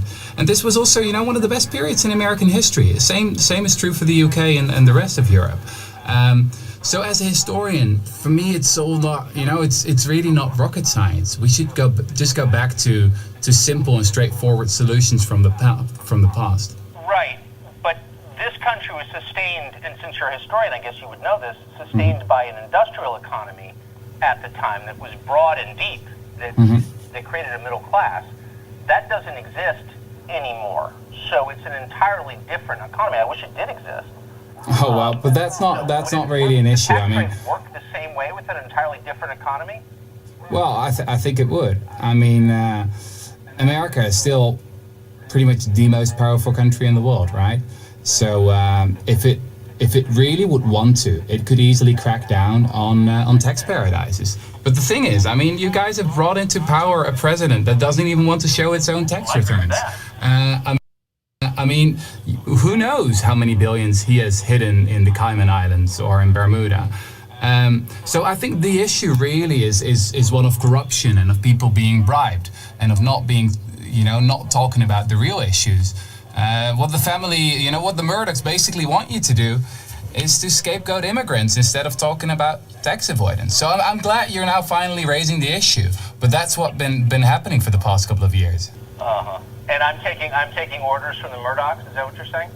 No, I mean, it doesn't work that directly. But I mean, you've been part of the Cato Institute, right? You've been a senior fellow there for years. You've been taking their dirty money. They're funded by cock billionaires, Wait, why don't you tell me how it does work? Well, it works by you taking their dirty money. It's as easy as that. I mean, you are a millionaire funded by billionaires. That's what you are. And I'm glad you now finally jumped the bandwagon, of people like Bernie Sanders and AOC. But you're not part of the solution, Mr. Carlson. You're part of the problem, actually. AOC, wait, but can I just say, and I don't like that. It's true, right? It's true, right? That all the anchors on Fox, they're all millionaires. How is this possible? Well, it's very easy. You're just not talking about certain things. Fox doesn't even play where you are. It doesn't play where you are?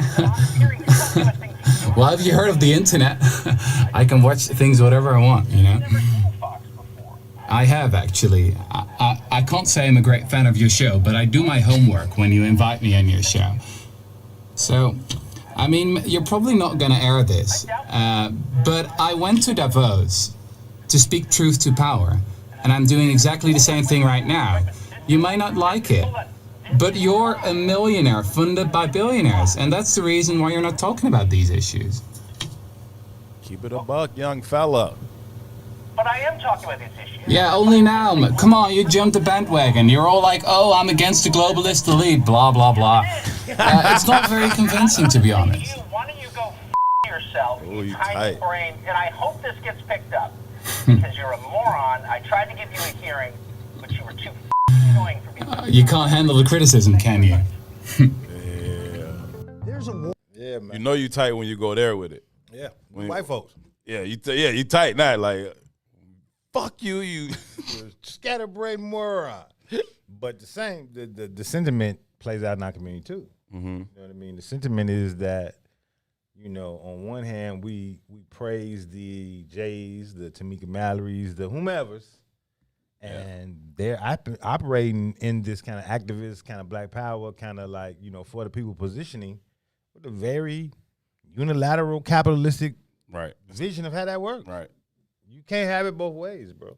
Yeah, but it's easy to pull the wool over people's eyes when they are beholden to the same aspirations as you.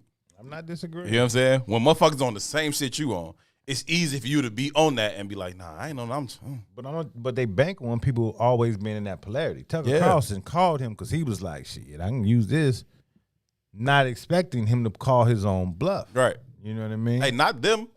You too. Yeah. Okay? You too. Here go a mirror. I'm going to hold up for you too. It's not a them. It's everybody in this position. It's everybody. I say it all the time. No single drop of water thinks it's responsible for the flood, G. And it's like, yes, the fuck you are, fam. Like, you too. Oh, no, I'm just a little drop of water. Yes, that's fine. A whole bunch of drops of water flooded New Orleans. You know what I'm saying? Like, it's you too. You are a part of this shit. And I don't know how to get each individual water drop to remove themselves enough to where it's not flooding no more, but it certainly ain't for each of those drops to be like, I ain't got shit to do with it, man. It's bigger than this. This thing is bigger than Nino Brown. You know what I'm saying? It's bigger than Nino Brown. It's bigger than Nino Brown. I'm taking everybody with me. You know what I'm saying? Like it's not though. Yeah, but I think it's again the historian guy is the anomaly though. You sitting there like, I hate globalists. Right, but the historian guy is a disruptor. Those are anomalies. You know what I mean? For someone to say, no, you full of shit too. Not even just being on Tucker Carlson's show. He goes to the Devo Summit, which is like preeminent. Yeah, it's a big deal. For sure. And he's invited there to speak. Who is dude that he's got this kind of like cachet to go even go to the Devo Summit and then, you know what I mean? Who is he? So he's a Dutch historian, and this comment is what put him in the sphere of influence. Mm-hmm. Put him in the public sphere. Mm-hmm. Right? So he's at that institute and he's saying, man, y'all just took private planes here. Y'all is full of shit. I.e., someone else picked that up. Like even what it was playing on, what was that? But I mean to be there though. You know what I mean? I agree. But it's again, I've sat in rooms that I had to ask myself how I get there. Yeah, that's real. Right? But then once you're there, how am I gonna show up? How am I gonna show up? And most times how people show up is like, well, I'm a shrink. Let me not rock the boat so I can get in where I fit in. But he stood up and beat his chest. So he stood up and beat his chest. And wanted the door open for him, right? Mm-hmm. But being honest, this door open for him too, and he beat his chest on there. Now, this never saw the light of day. This is a leaked video. He knew it wouldn't. He knew it wouldn't. But think about that. But somebody who works for Fox. Or whatever, however it happened, right? But what I'm saying that's in their production room. What I'm saying is him beating his chest at the conference got him another conversation. That other conversation got shut down by the media conglomerate because the media is controlled by them same people. This never sees the light of day, i.e. some of the value of the internet. You can find ways to get messaging out that wasn't supposed to get out. Right. But if these people dominate the conversation and they can dictate who gets a voice and who doesn't get a voice, my Facebook right now is under 30-day month ban. Right. At first I thought that shit was comical, hee ha ha. But even in regards to how we market the podcast, like we need you to have a voice. I need to have my Facebook page. You know what I mean? Because without my Facebook page, our viewership drops down tremendously. You know what I mean? When we first used to do this just off your Facebook page, we have shows with 10, 12,000 people just watching this shit. Yeah, it's a different thing. It was always but my point is, and I said this a while ago when Twitter got Donald Trump off Twitter. You cheer and you champion that dumbass shit, but that's not good. Because you're devaluing the reality of the power that the social media sites have, right? And when you say that freedom of speech is you can dictate who deserves and who shouldn't have freedom of speech, you're in trouble. You're in trouble. And that's ignorant. But we don't know. So we champion shit that we shouldn't champion. But that's more controlled media, right? So you got, 6 families that control all the fucking media? Yeah. Right? Yeah. So that ain't no hard shit to control. I can get on the phone and call 6 people in less than 10 minutes. We all partners, fam. Yeah, we all know each other. We all partners. This is the only messaging we're going to allow. Ain't too many people with 100 billion. It's us. It's us. What's up, fam? Right? And we're going to dictate what conversations get out and don't get out. Uh-huh. You know what I mean? Uh-huh. And you get this brother, the Dutch brother, who says, hey, man, y'all full of shit. Now, who knows about that summit? Who knows about that conference? Nobody. Ain't nobody paying attention. Nobody know that shit but the people who are really, linked into that, right? Now, Fox News has a tremendous following. So he gets the opportunity to come on Fox because in Tucker Carlson's mind, it fits the narrative Tucker Carlson wants to sell. But he didn't. He was a little bit deeper than Tucker expected. Yeah. Right? Yeah. And he goes in and say, no, man, you're full of shit too. Right. You know what I mean? And not only are you full of shit, but even me being on Fox Radio, Fox News, I'm not afraid to say you're full of shit. Period. Right? And I know y'all ain't gonna air this. No, but I'm still gonna speak truth to power. But twofold though. One, how does that voice usually get out when that's the kind of the power system that the media is? Right. You know what I mean? Right. Two, if they control the narrative, what's really happening here? And what are we really aligning ourselves with the following? I'm not saying we're following Fox News or Tucker Carlson, but it works the same as CNN. It works the same in MSNBC. It works the same at BET if that's the only shit you tuned into. It works the same. For sure. You know what I mean? For sure. So if that's the case, who's controlling the narrative? Yeah. It's not us. So if you're not operating from a paradigm of I said what I said and fuck what the rules are, you're probably fucking yourself over. Because the whole construct is about control and domination. Compliance. That's it. Compliance, G. Everybody complicit in the shit. Like, and it ain't no middle ground for this. This is not a thing that you can straddle the fence on. Like, either you about ending this fucking oppressive ass system or you're compliant. It ain't no both. And not on this, right? And so dude is like, yeah, I know you brought me on here because, there's this, lightning rod comment that I made at the summit, right? But I ain't just talking about them. I'm talking about your ass too. I'm talking about the whole entire thing as a whole. You do that sometimes when we talking about like the police, right? And, I'm always, anti-police and the police this and the police that. And you be like, yeah, that's all true. But that's really, it ain't just them, right? That's really just the low-hanging fruit because they're on the front lines of a larger thing. For me, they don't matter. Yeah. They don't matter at all. They matter to me a great deal. But I do get your point. Mm-hmm. Yeah. Like, it's just like, nah, that's. But even in the context they of this pawns at the end of the day. I said, for me, they don't matter. For you, they matter a great deal. But in the lexicon of the public conversation, they become the preeminent force or point of focus. Mm-hmm. They're not the point of focus. They're not a power group. They're not calling shots. They're not calling shots. No. They're not a power group. No. Right? That's like taking over the corner from the corner boy thinking the fight is over. That's not the end of this. No. Hell no. He don't mean shit. He had 2 bags in his pocket. You think he matters? No. He had a bag in his pocket. Think about that. That part. He touches the dope. Yeah, like, come on, man. They don't matter. Yeah, no. I feel that 100%. My thing with that is, okay, I understand that you are not the person who called the shot, who sent you over here to slap me, choke me, or punch me in the face.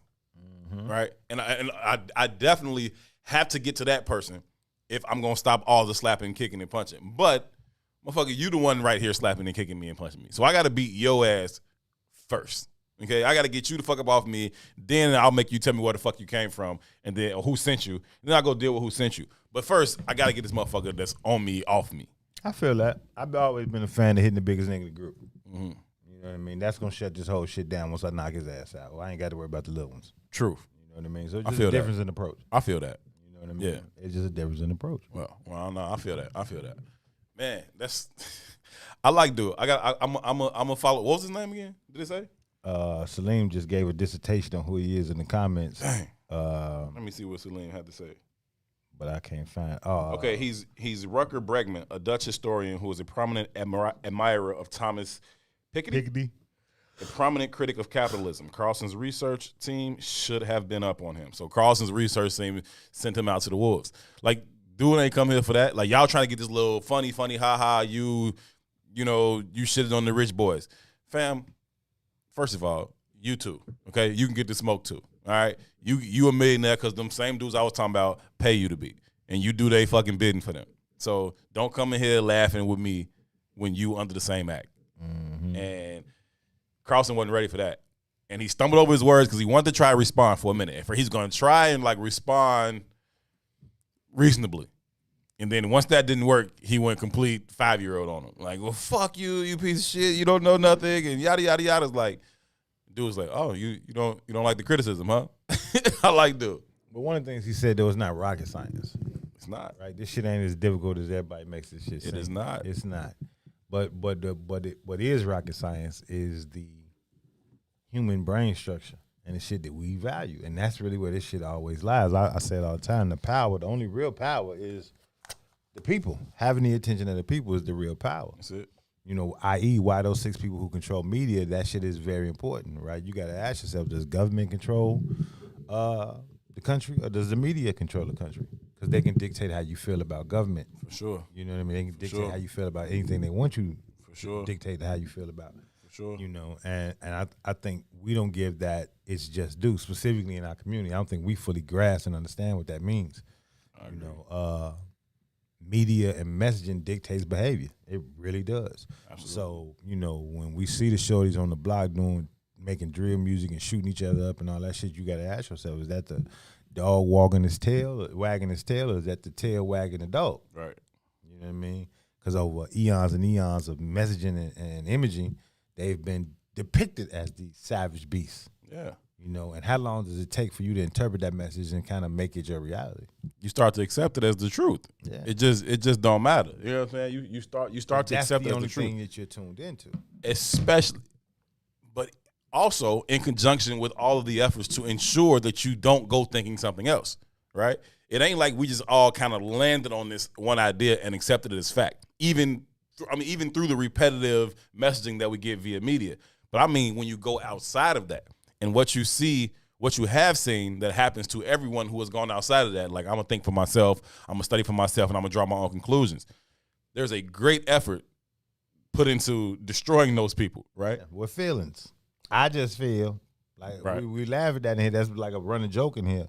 But think about how many times you had conversations with or debates with people, and that's how they come. That's the first words they start with. I just feel like really has no bearing in the conversation. Nobody ask you what you feel, fam. Yeah, but because we're not engaged, we don't really necessarily go outside of the confines of where we're comfortable. Mm-hmm. We don't know any different. So, and when I say we don't go outside the confines of where we're comfortable, just like I just played a Fox News video. Mm-hmm. Well, in our community, traditionally, Fox has a very racist positioning, and not too many of us are tuned in to Fox News. Mm-hmm. But if you at war, it would behoove you to understand what the other side is thinking. Yeah. You should be paying attention to what your enemy as well as you know yourself. Yeah, but we don't do that. So we only get messaging. Think about this. Like, there are as many realities as there are people. That's just real. That's for sure. Right? There are as many realities as there are people. So if you get into a situation where we got, 800-900 cable channels, when we was over there with Brian that day and he started buzzing down something, I was like, what is this? This is a whole nother unlimited, side of right? A TV, a whole that I've never nother network. Even heard of. Right. And if you got that many people angling for attention, right?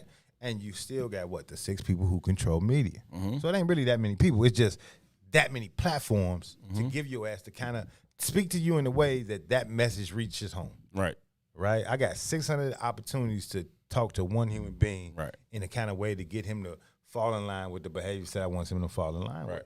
And if you're not leveraging or accessing other types and kinds of information, if you're not focused in, or if you're not quiet and you can internally go in and find some level of deep information or most of us are just going through the motions. And shit becomes the truth. Right. If you're not doing a deep dive, then you become a victim. You're just a follower of whatever the information they put out there. I.e. the vaccine conversation is right now. You know what I mean? I'm not saying you shouldn't or you should.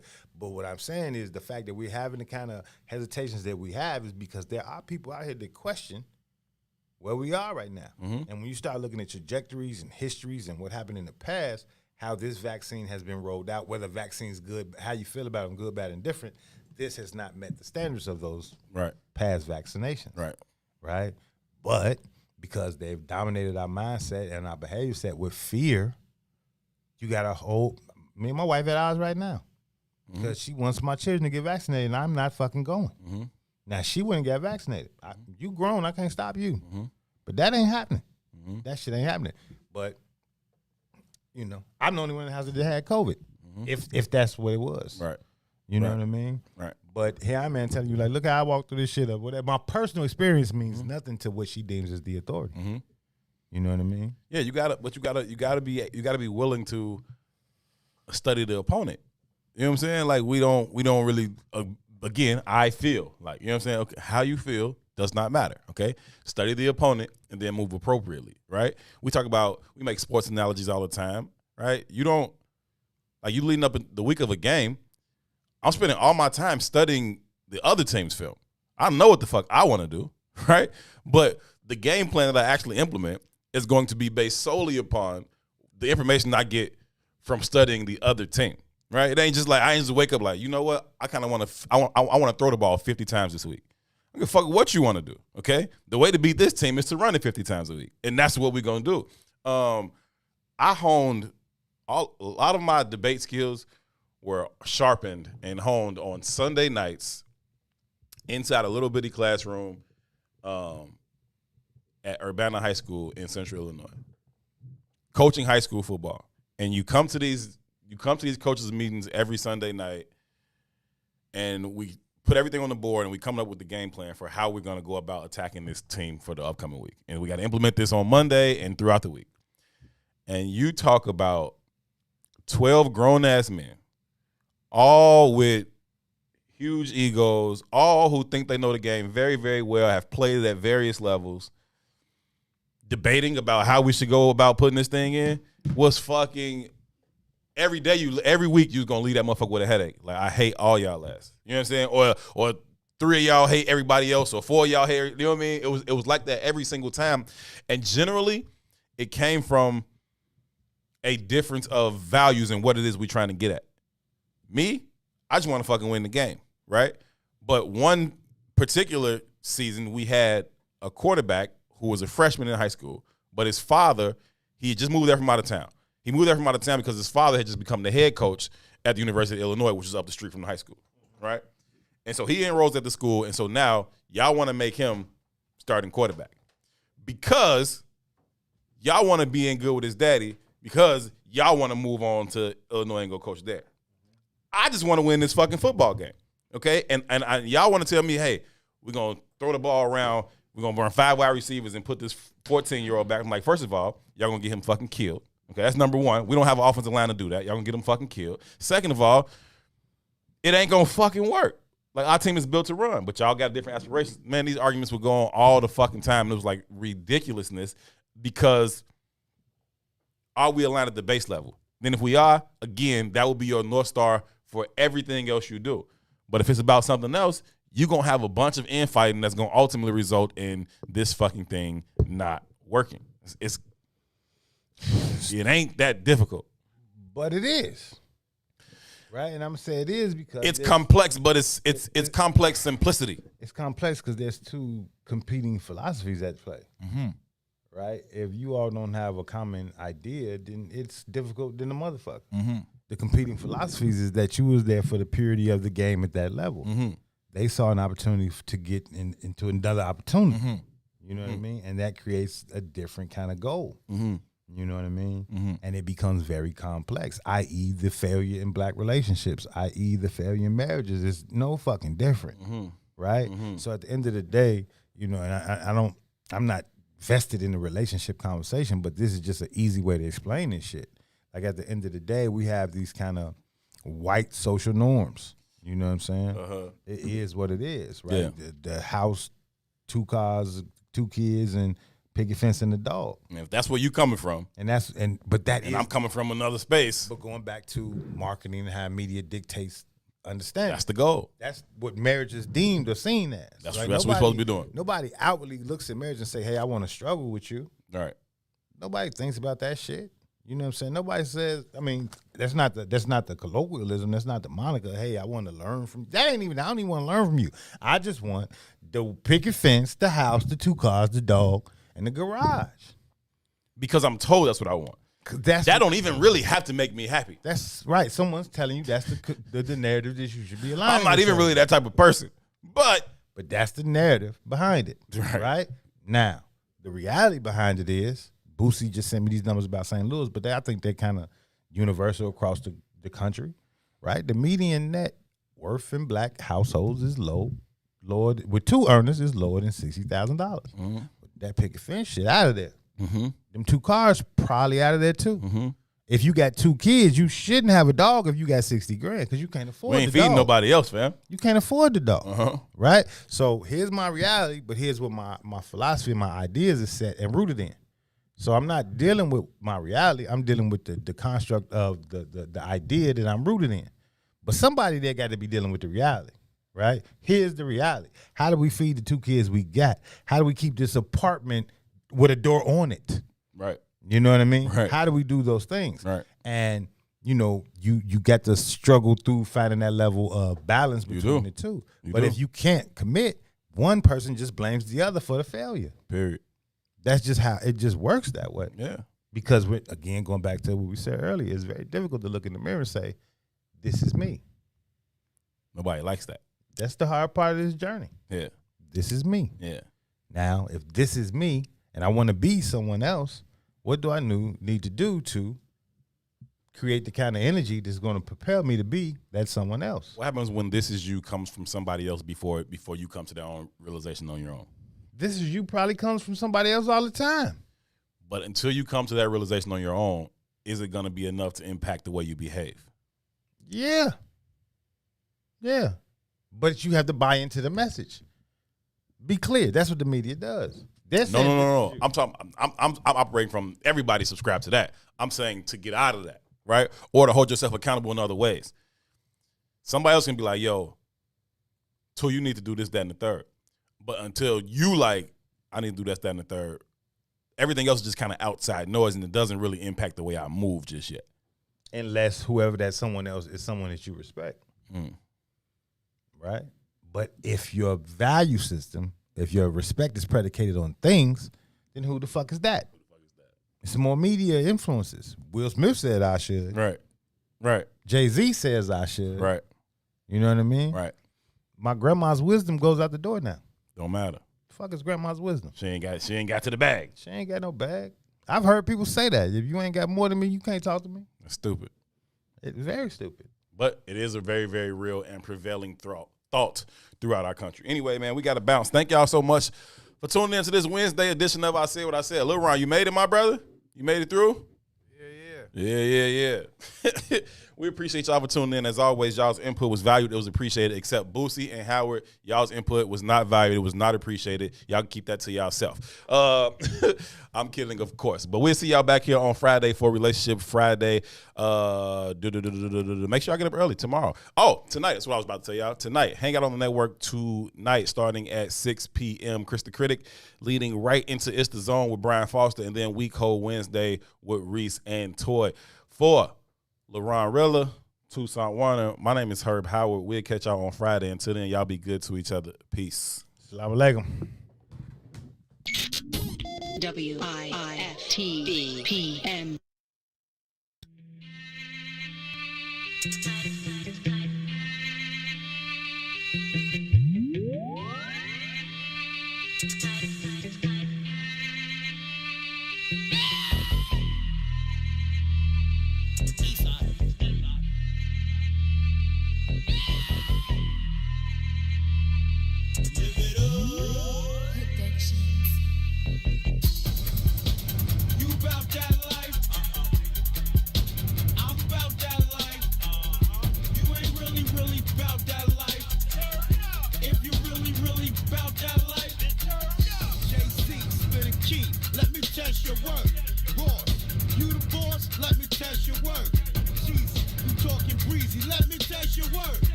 Like that chronic, I need something stronger.